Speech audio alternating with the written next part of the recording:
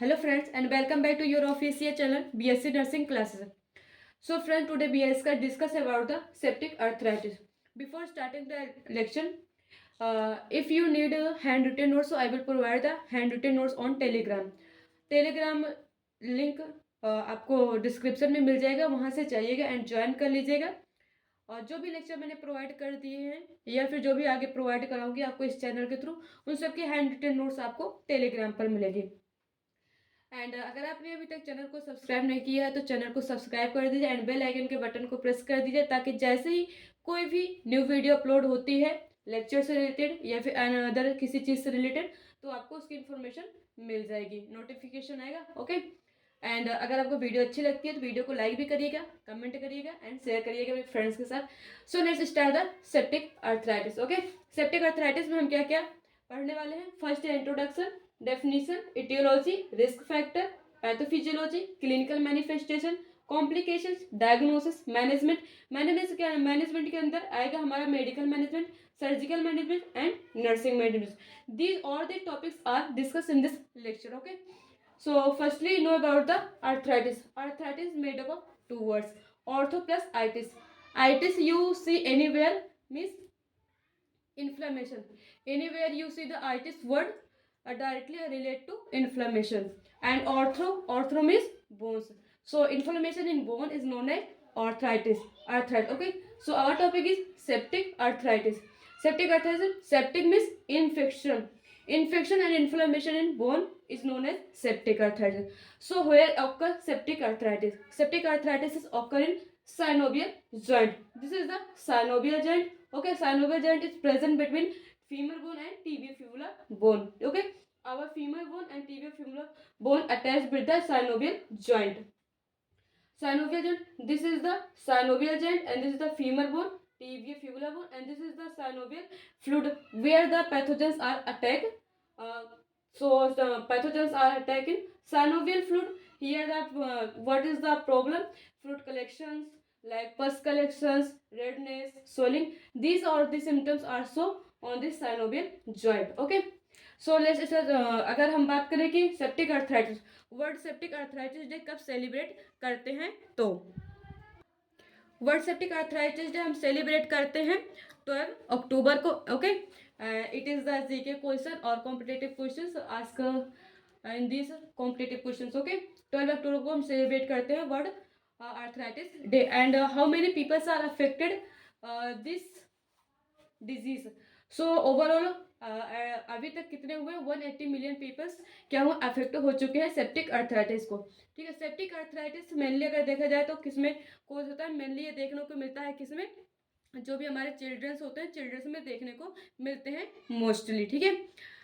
और अगर हम देखें कि ये इन्फेक्शन स्प्रेड आउट कैसे होता है हमारे बॉडी में, तो जो कुछ पैथोजेंस होते हैं जो कि हमारे बॉडी में एंटर करते हैं और ये हमारे साइनोवियल जॉइंट तक पहुंचते कैसे हैं, तो पहुंचते हैं किसके थ्रू, ब्लड स्ट्रीम के through. Okay.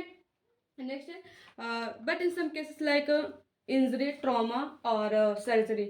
In these cases if अगर आप जैसे कि कोई भी ट्रॉमा हुआ या फिर इंजरी हुई है, उस टाइम पे क्या होता है, जो भी हमारे साइनोवियल लेयर होती है क्या होती है, रप्चर हो जाती है. जब साइनोवियल लेयर रप्चर हो जाती है तो यहाँ पर क्या होता है, उंड क्रिएट होता है. जो उंड क्रिएट होता है अगर उसको हम टाइम लेते ट्रीटमेंट नहीं करेंगे तो वहाँ पर क्या होता है, इन्फेक्शन इंक्रीज होगा. इन्फेक्शन इंक्रीज होगा तो कहीं ना कहीं इन्फ्लेमेशन होगा, और इन्फ्लेमेशन के बीच में एक रिएक्शन होती है जिसे बोलते हैं एंटीजन एंड एंटीबॉडी रिएक्शन. अगर आपकी बॉडी का जो इम्यून सिस्टम है वो अच्छा है तब तो आपको सेप्टिक आर्थराइटिस नहीं होगा, बट अगर आपका इम्यून सिस्टम अच्छा नहीं है तो कहीं ना कहीं आपको सेप्टिक आर्थराइटिस कॉज करेगा. Okay. So this is the introduction about the septic arthritis. What is the definition of the septic arthritis and arthritis. So definition of arthritis: a disease which cause swelling and pain in the place where your bones are connected. Simple से इसका मतलब है जहां पर दो bones आपस में क्या होंगे, कनेक्ट होंगे, वहां पर एक जॉइंट बनेगा. ओके. उस जॉइंट में कोई भी इन्फेक्शन की वजह से अगर स्वेलिंग हो रही है, पेन हो रहा है, रेडनेस हो रहा है, ये साइन एंड सिम्टम्स शो हो रहे हैं, तो उसे क्या बोलते हैं, आर्थराइटिस. एंड सेप्टिक आर्थराइटिस का डेफिनेशन क्या है, it is an infection in the joint, fluid और टिश्यूज.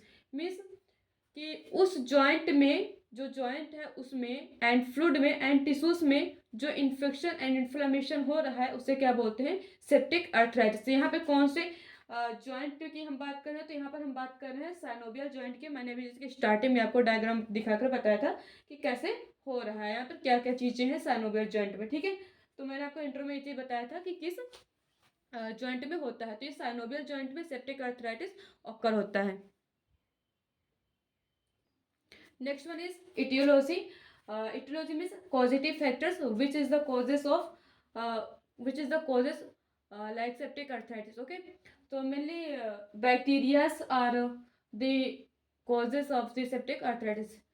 तो some example of the bacteria like Streptococcus aglati, Streptococcus aureus, Neisseria gonorrhea, Streptococcus epidermis and Pseudomonas aeruginosa. These are the bacteria which is cause the septic arthritis, okay। So first is the Streptococcus aglati। So how it is the cause of septic arthritis, okay। तो अगर हम Streptococcus एग्लैक्टी की बात करें तो कहीं ना कहीं ये मेनली रिस्पॉन्सिबल होता है जो न्यूनेट्स होते हैं उनमें कॉज करने के लिए। जो न्यूनेट्स होता है अगर उनमें सेप्टिक अर्थराइटिस हो रहा है तो उसके लिए कौन सा कॉजेटिव फैक्टर रिस्पॉन्सिबल होगा, स्ट्रेप्टोकोकस एग्लैक्टी। नेक्स्ट है स्ट्रेप्टोकोकस एरियस। ये किस तरीके से सेप्टिक अर्थराइटिस कॉज करता है एंड किन में करता है, तो ये रिस्पॉन्सिबल होता है एडल्ट्स एंड जो चिल्ड्रंस होते हैं बोथ ऑफ के लिए रिस्पॉन्सिबल होता है सेप्टिक एरियाज, ठीक है। ये क्या करता है हमारे रिस्पायरेटरी सिस्टम के थ्रू कहाँ जाता है, लंग्स में जाता है। जो हमारा लंग्स होता है कहीं ना कहीं रिस्पॉन्सिबल होता है ब्लड को प्यूरिफाई करने के लिए। अगर आपने नोट में पढ़ी होगी तो उसमें आपने पढ़ा होगा, ओके। उसमें क्या दिया है कि जो हमारा लंग्स होता है वो रिस्पॉन्सिबल होता है किसके लिए, ब्लड को प्यूरिफाई करने के लिए।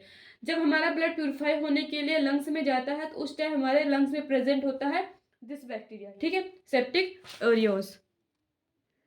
Sorry for that gas light चली गई थी, ओके। हम क्या पढ़ रहे थे, सेप्टिक। और इसमें हमने बताया कि कहीं ना कहीं हमारे रेस्पिरेटरी सिस्टम के थ्रू कहाँ जाता है, लंग्स में जाता है।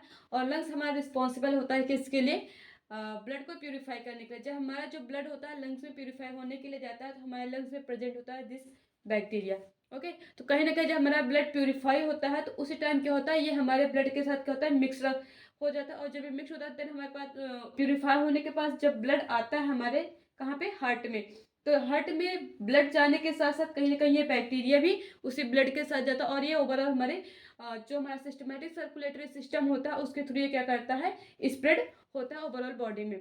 जब ये आप सोच रहे होंगे जब ये ओवरऑल बॉडी में कहीं ना कहीं स्प्रेड हो रहा है तो कैसे सिर्फ सेप्टिक अर्थराइटिस को ही कॉज कर रहा है।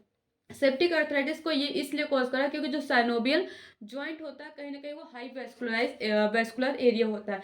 हाई वेस्कुलर की अगर हम बात करें तो क्या होता है, इसका मतलब ये हुआ कि यहाँ पर वेसल्स, ब्लड वेसल्स जो होते हैं ज़्यादा पाए। अब जब ब्लड वेसल्स ज़्यादा है तो नॉर्मल सी बात है वहाँ पर ब्लड की सप्लाई भी ज़्यादा होगी। जब ब्लड की सप्लाई ज़्यादा होगी तो कहीं ना कहीं वहाँ पर क्या होगा, बैक्टीरिया भी ज़्यादा जाएगा और ज़्यादा ग्रो करेगा। फिर उसके बाद क्या कॉज करेगा, सेप्टिक अर्थराइटिस को। नेक्स्ट है Neisseria and gonorrhoea, Neisseria gonorrhoea sorry, okay. तो ये बैक्टीरिया किस तरीके से कॉज करता है, अगर जैसे कि कोई फीमेल, अगर हम इसकी बात करें सिंपल से है मल्टीपल सेक्स पर्सन जो होता है उसकी वजह से क्या होता है ये कॉज होता है एंड स्प्रेड होता है वन टू अनदर पर्सन में, ठीक है। Like a female which is affected septic arthritis by the Neisseria gonorrhoea, ठीक है। एक ऐसी फीमेल है जो इस डिजीज कंडीशन से अफेक्टेड है और उसका कॉज क्या है, निजेरिया गोनेरिया, ठीक है। कहीं ना कहीं अगर वो अनदर पर्सन के साथ क्या सेक्सुअल एक्टिविटी करती है तो उसकी वजह से क्या होता है कि ये जो सेप्टिक अर्थराइटिस के जो बैक्टीरियाज हैं कहीं ना कहीं उस पर्सन में भी चले जाते हैं और ये बैक्टीरिया क्या करते हैं उस पर्सन में भी कॉज कर सकते हैं क्या, सेप्टिक अर्थराइटिस को। नेक्स्ट है हमारा सेप्टिक एपिडर्मिस। सेप्टिक एपिडर्मिस की बात करें तो क्या होती है, हमारी स्किन से रिलेटेड है। अगर लाइक जैसे कोई भी आपको इंजरी हुई या ट्रॉमा हुआ है, मैंने स्टार्टिंग में इंट्रो में बताया था अभी कि कहीं ना कहीं सेप्टिक अर्थराइटिस हमारा इंजरी या ट्रॉमा की वजह से भी कॉज होता है। तो अगर आपको कोई ना कोई इंजरी हुई या ट्रॉमा हुई और वहाँ पर जो भी पैथोजेंस अटैक कर रहे हैं उन पैथोजेंस में अगर ये सेप्टिक एपिडर्मिस बैक्टीरिया आकर के उस पर क्या क्या अटैक किया उस उंड पे, ठीक है, तो वहाँ पे क्या होगा, इन्फेक्शन होगा, इन्फ्लामेशन होगा, उसके बाद क्या होगा, सेप्टिक अर्थराइटिस को कॉज करेगा। नेक्स्ट है स्यूडोमोनास आर्जिनोजा। ये किस तरीके से क्या बोलते हैं अफेक्ट करता है सॉरी कॉज करता है सेप्टिक अर्थराइटिस को। जो पर्सन लॉन्ग टाइम से क्या कर रहा है, आईवी फ्लूइड नहीं, आईवी ड्रग ले रहा है उसको कॉज करता है। अगर वो कोई पर्सन है वो लॉन्ग टर्म टाइम से क्या कर रहा है, आईवी के थ्रू क्या कर रहा है, ड्रग्स को ले रहा है, तो कहीं ना कहीं वो उस आईवी मीन्स अगर उस जो आईवी सेट है उसके थ्रू ये वाला बैक्टीरिया बॉडी में इंटर करने के चांसेस होते हैं। तो इस तरीके से ये जो भी बैक्टीरिया है सेप्टिक अर्थराइटिस को कॉज करते हैं। इसके बाद हम देखते हैं रिस्क फैक्टर, ऐसे कौन कौन से रिस्क फैक्टर हैं जिससे चांसेस होते हैं सेप्टिक अर्थराइटिस होने के। So these are the risk factor which is cause the septic arthritis.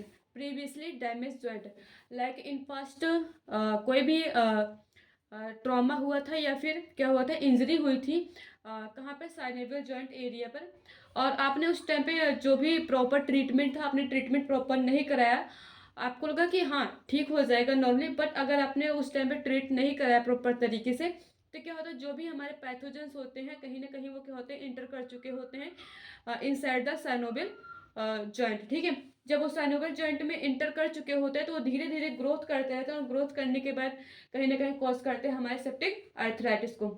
Next है प्रोस्थेटिक जॉइंट। प्रोस्थेटिक जॉइंट इसका मतलब ये है यहाँ पर कि आर्थ्रोप्लास्टी। आर्थ्रोप्लास्टी का मतलब ये होगा कि जो आर्टिफिशियल जॉइंट का क्या होता है, चेंज। अगर कोई भी जैसे कि आपकी जॉइंट रिप्लेसमेंट करा रहे हैं तो उस टाइम पे ये जॉइंट रिप्लेसमेंट एक तरीके का प्रोसीजर होता है। अगर इस प्रोसीजर को प्रॉपर टेक्निक मीन्स अगर एक अच्छी तरीके से अच्छी तरीके से बोला जाए, जो भी प्रॉपर टेक्निक हो, प्रॉपर टेक्निक का यूज़ नहीं किया आपने वहाँ पर तो, और जो भी हाइजीन वगैरह होते हैं यहाँ पे उस टाइम बहुत सारी प्रिकॉशंस होते हैं जो कि हमें यूज़ करने होते हैं, और आपने यूज़ नहीं किए तो उसकी वजह से चांसेस होते हैं क्या, सेप्टिक अर्थराइटिस होने का। नेक्स्ट है हमारा इम्यून डेफिशिएंसी। इम्यून डेफिशिएंसी बात करें तो हमारा इम्यून सिस्टम में कहीं ना कहीं हमारी बॉडी में एंटीबॉडी प्रेजेंट होती है किससे फाइट करने के लिए, एंटीजन बोले तो फॉरेन पार्टिकल। ठीक है, फॉरेन पार्टिकल हमारा यहाँ पे क्या है, जो भी पैथोजेंस है, जैसे कि मैंने कुछ बैक्टीरियाज के नेम आपको बताए थे। तो अगर आपका इम्यून सिस्टम क्या है, अच्छा नहीं है तो बहुत, अगर आपका इम्यून सिस्टम क्या है, डिक्रीज है, मीन्स आपकी बॉडी में एंटीबॉडी का लेवल उतना अच्छा नहीं है कि जो भी एंटीजन आपकी बॉडी में इंटर कर रहे हैं उनसे फाइट कर पाए, तो कहीं ना कहीं ये क्या करेगा, सेप्टिक अर्थराइटिस को कॉज करेगा। मीन्स जो भी पैथोजन इंटर कर रहे हैं उनसे ये फाइट नहीं कर पा रहा है। आईवी ड्रग एब्यूज, वही मैंने आपको जो बताया आपको कि जो लॉन्ग टर्म से क्या कर रहे हैं, आईवी के थ्रू क्या कर रहे हैं, ड्रग्स को ले रहे हैं, तो उस टाइम पे डायबिटिक मेलाइटस किस तरीके से कॉज कर सकता है सेप्टिक अर्थराइटिस को, तो कहीं ना कहीं जो ये डायबिटिक मेलाइटस होता है क्या होता है, इसमें क्या होता है कि जो हमारा इम्यून सिस्टम होता है वो क्या होता है, वीक हो जाता है। डायबिटिक मेलाइटस के जो भी पेशेंट होंगे आप उनको देखें तो उनमें क्या होगा, उनका इम्यून सिस्टम आपको वीक मिलेगा। नेक्स्ट है एल्कोहल एब्यूज, क्यूटेनियस अल्सर कैसे, अगर जो भी अल्सर नॉर्मल बात करें, जैसे कोई भी आपकी जो साइनोवियल जॉइंट है, साइनोवियल जॉइंट पे कोई भी क्या हुआ, ट्रॉमा हुआ, उसकी वजह से जो भी आपकी साइनोवियल लेयर है वो क्या हो गई, डैमेज हो गई या फिर रप्चर हो गई, तो उसकी वजह से कहीं ना कहीं पैथोजेंस वहाँ पर धीरे धीरे क्या करेंगे, ग्रोथ करेंगे, और ग्रोथ करने के बाद क्या करें, एक टाइम ऐसा आएगा कि वहाँ पर वो अपना एक मल्टीप्लिकेशन बहुत ज़्यादा कर लेंगे। जब उनका मल्टीप्लिकेशन ज़्यादा हो जाएगा तो वो सेप्टिक अर्थराइटिस को कॉज करेंगे, वहाँ पे इन्फेक्शन हो सकता है, होगा, और इन्फ्लेमेशन होगा। नेक्स्ट है previously intra articular corticosteroid injection. अगर आपने प्रीवियस टाइम में कोई भी कॉर्टिकोस्टेरॉइड इंजेक्शन लिया है तो उसकी वजह से सेप्टिक अर्थराइटिस कॉज हो सकता है। नेक्स्ट इसके बाद हम देखते हैं पैथोफिजियोलॉजी इसकी। So this is the pathophysiology of the septic arthritis. Aetiological factor में क्या था, हमने अभी बात किया था ग्रुप ए, जो भी स्ट्रेप्टोकोकस होते हैं लाइक स्ट्रेप्टोकोकस एनुरस, वो किस तरीके से हमारे बॉडी में इंटर कर रहा था, रेस्पिरेटरी सिस्टम के थ्रू, मैंने उसको पूरा आपको बताया था। तो इंटर इन ब्लड स्ट्रीम, कैसे इंटर किया ब्लड स्ट्रीम में, ये जो अभी स्ट्रेप्टोकोकस था वो आपके कहाँ गया, लंग्स में गया, रेस्पिरेटरी सिस्टम के थ्रू, रिस्पायरेशन के थ्रू। जो आपका ब्लड होगा वो कहाँ गया, प्यूरिफाई होने के लिए जाएगा, कहाँ पे, लंग्स में जब प्यूरिफाई होने के लिए जा रहा है तो वहाँ पे क्या करेगा, जो भी आपका ब्लड होगा वो किसके साथ, ब्लड और क्या करेगा, ये जो भी बैक्टीरिया था स्ट्रेप्टोकोकस वो क्या करेगा, ब्लड में मिक्स आउट हो जाएगा, और उसके बाद क्या करेगा, मिक्सअप होने के बाद कहाँ जाएगा, हार्ट में जाएगा, और हार्ट के बाद कहाँ जाएगा, ओवरऑल बॉडी में हमारे क्या होगा, स्प्रेड होगा, वहां से क्या, उसके बाद क्या जाएगा साइनोवियल जॉइंट में जाने के बाद वहां पे क्या करेगा, इन्फेक्शन करेगा। इन्फेक्शन की वजह से क्या, यहाँ पे क्या होगा, एंटीजन एंटीबॉडी रिएक्शन होगी। जब इन्फेक्शन कॉज होने लगेगा तो हमारी बॉडी में जो भी हमारा इम्यून सिस्टम है कहीं ना कहीं एक्टिवेट होगा, और एंटीजन के साथ क्या करेगा, फाइट करेगा। जब तक अगर आपका इम्यून सिस्टम बहुत स्ट्रांग है तब तो आपको सेप्टिक अर्थराइटिस कॉज नहीं हो सकता, बट अगर आपका एंटीबॉडी बोले तो इम्यून सिस्टम क्या है, वीक है, तो कहीं ना कहीं ये एंटीजन से क्या करेगा, फाइट नहीं कर पाएगा। तो इस तरीके से यहाँ पे क्या होगा, एंटीजन एंटीबॉडी रिएक्शंस होगी, और एंटीजन एंटीबॉडी रिएक्शन होने के बाद क्या होगा, इन्फ्लामेशन होगा। इन्फ्लामेशन होने के बाद क्या होगा, यहाँ पे जो भी सेप्टिक आर्थराइटिस कॉज होगा, सेप्टिक आर्थराइटिस के यहाँ पे मैनिफेस्टेशन बोले तो साइन एंड सिम्टम्स होंगे, जैसे कि पेन होगा, रेडनेस होगा, स्वेलिंग होगी एंड पस कलेक्शन हो सकता है। सो ये था हमारा pathophysiology of the septic arthritis. इसके बाद हम क्या देखेंगे कि इसके क्लिनिकल मैनिफेस्टेशन क्या क्या हो सकते हैं, मीन्स ऐसे कौन कौन से साइन एंड सिम्टम्स होंगे जिससे आप पता कर सकते हैं कि सेप्टिक आर्थराइटिस हुआ है। तो कौन कौन से साइन एंड सिम्टम इसमें शो होंगे, इसमें क्या होगा, फीवर हो सकता है पेशेंट को, पेन होगा, जो भी साइनोवियल जॉइंट होगा, अगर बोले नी, जो हमारे साइनोवियल जॉइंट कहाँ प्रेजेंट होता है, नी में, कहीं ना कहीं नी का जो मूवमेंट होगा वो क्या होगा, कम हो जाएगा। उसके बाद चिल्स हो सकता है, क्यों, क्योंकि देखो इन्फेक्शन हुआ तो इन्फेक्शन की वजह से फीवर होगा, और फीवर की वजह से क्या हो सकता है, चिल्स हो सकता है। स्टैटिक एंड जनरलाइज्ड वीकनेस हो सकती है। उसके बाद स्वेलिंग होगा, फ्लूड का क्या होगा, एक्यूमुलेशन ऑफ फ्लूड, फ्लूड का एक्यूमुलेशन होगा, पस का कलेक्शन होगा, और क्या हो सकता है यहाँ पर, इन्फ्लामेशन होगा, वार्मथ होगी एंड रेडनेस होगा। ये सब क्या थे इसके इसके क्या थे, मैनिफेस्टेशंस थे। इसके बाद हम देखते हैं कॉम्प्लिकेशंस, मीन्स इसकी वजह से कौन कौन से ऐसे डिजीज कंडीशन क्रिएट हो सकती है हमारी बॉडी में। So these are the complications of the septic arthritis. Septic arthritis की वजह से क्या क्या कॉम्प्लिकेशंस हो सकती हैं, osteomyelitis, chronic pain, osteonecrosis, metabolic disorder, weight gain, increase fall down risk and loss of mobility. Osteomyelitis क्या होता है, ऑस्टियोमिस क्या होता है, bone myelitis means in inflammation. Itis मैंने ही बताया था आपको, स्टार्टिंग में बताया, जहां पर भी आइटिस आता है उसका मतलब क्या होता है, इन्फ्लामेशन। तो मीन्स अगर ऑस्टियो मीन्स बोन, बोन का जो इन्फ्लामेशन, अगर बोन इन्फ्लामेशन हो जा रही है तो उसे क्या बोलते हैं, ऑस्टियोमाइलिटिस। अब बोन से हमारे जो है वो इन्फ्लामेशन कैसे होगी, कहीं ना कहीं इसके लिए पॉजिटिव फैक्टर्स होता है बैक्टीरियल इन्फेक्शन। तो हमारा जो सेप्टिक आर्थराइटिस है ये भी कहीं ना कहीं बैक्टीरिया, मेनली बैक्टीरिया की वजह से ही कॉज हो रहा था। अगर सेप्टिक आर्थराइटिस आपको हुआ तो आपकी जो क्या बोलते हैं, नी है, नी में जो साइनोवियल जॉइंट है वहां पर क्या होता है, बैक्टीरियाज का लेवल इंक्रीज हो सकता होगा, उसकी वजह से ऑस्टियोमाइलिटिस कॉज होगा। नेक्स्ट है क्रॉनिक पेन। क्रॉनिक पेन क्या होता है कि long term pain. Pain two types के होता है, क्रॉनिक एंड एक्यूट। एक्यूट का मतलब होता है short term pain and chronic means long term pen. Next है ऑस्टियोनेक्रोसिस। नेक्रोसिस का मतलब होता है डैमेज ऑफ सेल्स और टिश्यूज। बोन्स में जो भी बोन्स में जो भी सेल्स एंड टिश्यूज होते हैं, अगर वो क्या हो रहे हैं, डैमेज हो रहे हैं, क्यों क्यों क्यों डैमेज हो रहे हैं, क्योंकि वहां पर इन्फेक्शन हुआ है, और इन्फेक्शन एंड इन्फ्लेमेशन हो रहा है, उसकी वजह से क्या है, सेल्स एंड टिश्यूज क्या हो रहे हैं, डैमेज हो रहे हैं। Metabolic disorder. मेटाबॉलिक डिसऑर्डर किस तरीके से कॉज करता है, कहीं ना कहीं हमारी बॉडी में जो ग्लूकोज होता है, ग्लूकोज रिस्पॉन्सिबल होता है किसके लिए, एनर्जी के लिए, और जो ग्लूकोज होता है वो हमारी बॉडी में इंसुलिन के थ्रू क्या होता है, कहीं ना कहीं इसके लिए रिस्पॉन्सिबल होता है कौन, इंसुलिन। ठीक है, इंसुलिन।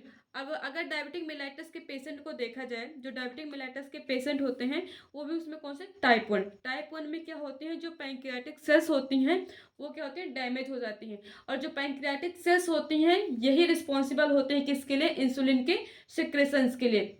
जब इंसुलिन का सिक्रेशन ही नहीं होगा तो कहीं ना कहीं हमारी बॉडी में क्या होगा, एनर्जी की डेफिशिएंसी होगी, और जब एनर्जी की डेफिशिएंसी होगी तो हमारा इम्यून सिस्टम वीक होगा। इम्यून सिस्टम जब वीक होगा तो मेटाबॉलिक डिसऑर्डर होगा। नेक्स्ट है वेट गेन। उसके बाद है इंक्रीज फॉल डाउन रिस्क। जब हमारा सेप्टिक आर्थराइटिस, मैंने भी इसमें आपको बताया कि जो हमारी साइनोवियल जॉइंट होती है वो क्या होती है, वीक हो जाती है। जब वो वीक हो जाती है कहीं ना कहीं फॉल डाउन मीन्स गिरने के चांसेस ज़्यादा बढ़ जाते हैं। नेक्स्ट है लॉस ऑफ मोबिलिटी, कि क्या होता है, जो मूवमेंट का जो लेवल होता है वो क्या होता है, डिक्रीज हो जाता है। इसके बाद देखते हैं इसमें डायग्नोसिस, हम कौन कौन से डायग्नोसिस कर सकते हैं। इसमें हम हमारा सबसे पहला डायग्नोसिस आता है FBC। FBC क्या होता है, full blood count. Full blood count में हम क्या असेस करते हैं, ब्लड सेल की जो साइज होती है उसको असेस कर सकते हैं, एंड हीमोग्लोबिन HB का लेवल भी देख सकते हैं। ओके, नेक्स्ट हम क्या कौन सा टेस्ट कर सकते हैं, CBC, complete blood count test. Complete blood count test में हम क्या करते हैं, जो भी हमारा जो ब्लड है उसका सैचुरेशन चेक करते हैं एंड अमाउंट चेक करते हैं, हमारी बॉडी में कितना ब्लड है और उसका क्या सैचुरेशन है। सीबीसी में ही हमारा आता है डब्ल्यूबीसी, और जो कि डब्ल्यूबीसी रिस्पॉन्सिबल होता है इन्फेक्शन के लिए। अगर हमारा डब्ल्यूबीसी का लेवल इंक्रीज है, हमारा डब्ल्यूबीसी का नॉर्मल लेवल कितना होता है 4000 to 11000। ओके, अगर इससे ज़्यादा बढ़ा हुआ है डब्ल्यूबीसी का लेवल तो कहीं ना कहीं इसका डायरेक्ट ये शो करता है कि इन्फेक्शन हुआ है हमारी बॉडी में। नेक्स्ट हम कौन सा करते हैं, ईएसआर करते हैं। उसके बाद क्या करते हैं, ज्वाइंट एस्पिरेशन। ज्वाइंट एस्पिरेशन का मतलब ये है, इसमें हम करते हैं जो भी एक्यूट अर्थराइटिस होते हैं उनको डिटरमाइन करने के लिए क्या करते हैं, ज्वाइंट एस्पिरेशन कर सकते हैं। इसमें क्या करते हैं, हम एक नीडल लेते हैं, नीडल्स के थ्रू क्या करते हैं, सॉरी सिरिंज लेंगे, सिरिंज के थ्रू हम क्या करेंगे, जो भी हमारा साइनोवियल फ्लूइड है वहां से हम करेंगे साइनोवियल फ्लूइड को पेनिट्रेट करके बाहर निकालेंगे। उसके बाद क्या करेंगे, उसका माइक्रोस्कोपिक कल्चर करेंगे। जब माइक्रोस्कोपिक कल्चर करेंगे तो उसके थ्रू हम पता कर सकते हैं कि कौन सा इन्फेक्शन कॉज हुआ है। उसके बाद हम ब्लड कल्चर कर सकते हैं। ब्लड कल्चर में हम ये पता करेंगे कि जो भी पैथोजन है, देखो हमारा ज्वाइंट एस्पिरेशन में हम ये पता करेंगे कि पैथोजन कौन सा है, लेकिन जो ब्लड कल्चर होता है उसमें हम ये पता कर सकते हैं कि जो पैथोजन है वो ग्राम पॉजिटिव है या फिर ग्राम नेगेटिव। अब ये ग्राम पॉजिटिव और ग्राम नेगेटिव क्या है, तो ये माइक्रोबायोलॉजी का पॉइंट है। ओके, अगर आपको ये माइक्रोबायोलॉजी के लिए क्लास चाहिए तो उसके लिए आपको कमेंट बॉक्स में कमेंट करना पड़ेगा, देन मैं आपको उसके लिए वीडियो प्रोवाइड कर दूंगी, ठीक है। तो उसके बाद और क्या कर सकते हैं, अल्ट्रासाउंड। अल्ट्रासाउंड में हम ये पता कर सकते हैं कहीं पस का कलेक्शन तो नहीं हुआ है, फ्लूइड का कम्युनिकेशन तो नहीं हुआ, इसके लिए हम क्या कराते हैं, अल्ट्रासाउंड। नेक्स्ट है एक्सरे। एक्सरे क्यों कराएंगे, बोन से। भाई हमारा कहीं ना कहीं ये डिजीज कंडीशन बोन से रिलेटेड है, तो हम बोन्स में कुछ भी प्रॉब्लम हुई है उसके लिए तो हम एक्सरे नॉर्मल सी बातें कराएंगे ही कराएंगे। नेक्स्ट है मैनेजमेंट। मैनेजमेंट में क्या आता है, मेडिकल मैनेजमेंट। मेडिकल मैनेजमेंट में हम क्या दे सकते हैं, यहाँ पर एंटीबायोटिक थेरेपी चलाएंगे। एंटीबायोटिक थेरेपी में यहाँ पर कंडीशन होती है कि स्टार्टिंग के 2 वीक हम क्या करेंगे, जो भी हम चलाएंगे आईवी के थ्रू, जो भी ड्रग एडमिनिस्टर करेंगे एंटीबायोटिक की, वो किसके थ्रू करेंगे, आईवी के थ्रू करेंगे। देन आफ्टर उसके बाद हम क्या करेंगे, आफ्टर 4 वीक तक कॉन्टिन्यूस हम कैसे करेंगे, ओरल ओरल क्या देंगे, उसको एंटीबायोटिक देंगे, ठीक है। उसके बाद उसको हम फॉलोअप केयर के लिए भी बोलेंगे। फॉलोअप केयर उसका कब तक चलेगा, होल लाइफ तक चलेगा, क्योंकि एक ऐसे डिजीज कंडीशन है, अगर ये डिजीज कंडीशन हो जाती है तो उसके बाद लाइफ टाइम तक आपको इसके लिए फॉलोअप केयर करानी पड़ती है, ठीक है। उसके बाद इसमें हम कौन कौन सी ड्रग्स दे सकते हैं, अगर डायग्नोसिस के बाद ये पता चला कि इसमें क्या है, ग्राम नेगेटिव कोकाई है, तो ग्राम नेगेटिव कोकाई के लिए हम क्या देते हैं, सेफ्ट्री एक्सोन देखते हैं। कौन से, सेफ्ट्री एक्सोन ड्रग आती है उसको देते हैं। और अगर ग्राम नेगेटिव रोड्स है तो उसके लिए हम क्या देंगे, यहाँ पर सेफिपिन दे सकते हैं या फिर पेनिसिलिन दे सकते हैं। तो इसमें मेडिकल मैनेजमेंट में क्या सिर्फ एंटीबायोटिक चलाएंगे क्योंकि बैक्टीरिया की वजह से कॉज हो रहा था। नेक्स्ट है सर्जिकल मैनेजमेंट। सर्जिकल मैनेजमेंट में हम क्या क्या कर सकते हैं, जैसे कि पहला हमारा जॉइंट ड्रेनेज। जॉइंट ड्रेनेज में हम क्या कर सकते हैं कि सिरिंज के थ्रू इसमें क्या करेंगे, जो भी एक्सेसिव फ्लूइड है साइनोवियल जॉइंट में उसको क्या करेंगे, पेनिट्रेट करके बाहर निकाल देंगे। नेक्स्ट है इसमें क्या, नेक्स्ट कौन से सर्जिकल मैनेजमेंट कर सकते हैं, एथ्रोस्कोपिक ड्रेनेज। कौन से कर सकते हैं, एथ्रोस्कोपिक ड्रेनेज। इसमें क्या होता है कि हम स्मॉल साइज का होल करते हैं और इस स्मॉल साइज का जो होल हम जॉइंट्स में करे हैं उसमें क्या करेंगे, एंडोस्कोपिक प्रोसीजर करते हैं। उसके थ्रू हम क्या कर सकते हैं, विजुलाइज करेंगे कि किस एरिया में क्या है, फ्लूइड का कलेक्शन या फिर पस का कलेक्शन हुआ है, उसके बाद उसको रिमूव आउट करते हैं। नेक्स्ट है ओपन सर्जरी। ओपन सर्जरी में क्या होता है, इसमें कंप्लीट जॉइंट एरिया में जो भी जॉइंट का कंप्लीट एरिया को हम क्या करेंगे, यहाँ पर उसको ओपन करेंगे। उसके बाद क्या करेंगे, यहाँ पर जो भी पस कलेक्शन या फिर फ्लूइड का कलेक्शन हुआ है उसको रिमूव आउट करते हैं।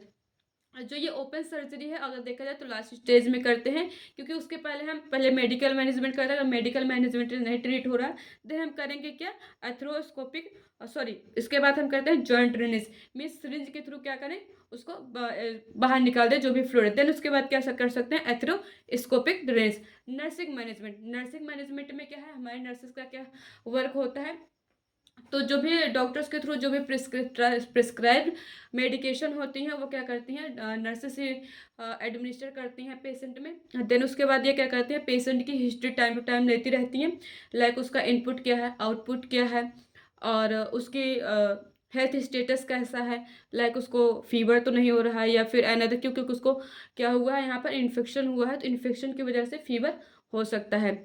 उसके डाइट को मेंटेन करने के लिए कौन रिस्पॉन्सिबल होता है? नर्सेस ही रिस्पॉन्सिबल होती हैं। उसके अगर सर्जरी हुई है तो सर्जरी में इसमें pre post and intra operative care होती है। प्री ऑपरेटिव केयर का मतलब होता है कि सर्जरी के पहले जो भी केयर प्रोवाइड की जाती है उसे क्या बोलते हैं? Pre operative care. Intra operative care means during the surgery जो भी केयर प्रोवाइड की जा रही है उसे क्या बोलते हैं? Intra operative care. Post operative care क्या होती है? आफ्टर द सर्जरी जो भी केयर प्रोवाइड कर रहे हैं उसे क्या बोलते हैं? Post operative care. I hope so this is the septic arthritis lecture. I hope आपको लेक्चर पसंद आया हो। अगर लेक्चर अच्छा लगा, वीडियो अच्छी लगी तो वीडियो को लाइक कर दीजिए। अपने फ्रेंड्स के साथ आप शेयर कर सकते हैं। एंड अगर इसकी नोट्स मैंने आपको बताया कि डिस्क्रिप्शन में आपको लिंक मिल जाएगा टेलीग्राम का, वहाँ से जाकर ज्वाइन करिएगा और उसके बाद क्या करिएगा, वहाँ से आप हैंड रिटेन नोट्स ले सकते हैं। And otherwise so this is the complete lecture of the septic arthritis. So अगर आपने चैनल को सब्सक्राइब नहीं किया है तो चैनल को सब्सक्राइब कर दीजिए एंड बेल आइकन के बटन को प्रेस कर दीजिएगा और वीडियो को लाइक कर दीजिएगा। And thanks for watching this video guys.